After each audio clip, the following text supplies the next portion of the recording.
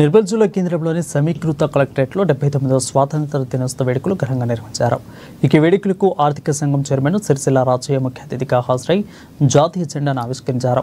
అంతకంటే ముందు పోలీసులచే గురువందనాన్ని స్వీకరించారు. ఈ సందర్భంగా పలువురు విద్యార్థులు ప్రదర్శించిన పలు సాంస్కృతిక కార్యక్రమాలు ఆకట్టుకున్నాయి. ఎందరో మహానుభావుల త్యాగ ఫలితమే మన దేశానికి స్వాతంత్ర్యం సిద్ధించిందని, వారి త్యాగాలను మరవరాదని, వారిని ఎల్లప్పుడూ స్మరించుకోవాలని సూచించారు. తెలంగాణ రాష్ట్ర ప్రభుత్వం అమలు చేస్తున్న సంక్షేమ పథకాల తీరును వివరించారు.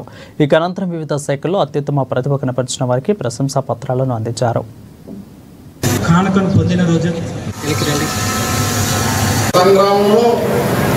బ్రిటిష్ కబంధ అస్త్రాల నుండి విముక్తికై తమ ప్రాణాలు గుణప్రాయంగా అర్పించిన త్యాగమూర్తులందరికీ ఈ శుభవేళ జోహార్లు అర్పిస్తా ఉన్నాను.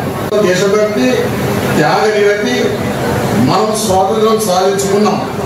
మన దేశానికి స్వాతంత్రం వచ్చి 78 సంవత్సరాలు పూర్తి కావస్తున్న సందర్భంగా ఈ త్యాగదారులందరినీ స్మరించుకుంటూ ఈ స్వాతంత్ర దినోత్సవ సంబరాలను జరుపుకుంటా ఉన్నాం. ఈ రేవంత్ రెడ్డి గారి నాయకత్వంలోని ప్రజా ప్రభుత్వం ప్రజల సమస్యల పరిష్కారంలో ముందుంది.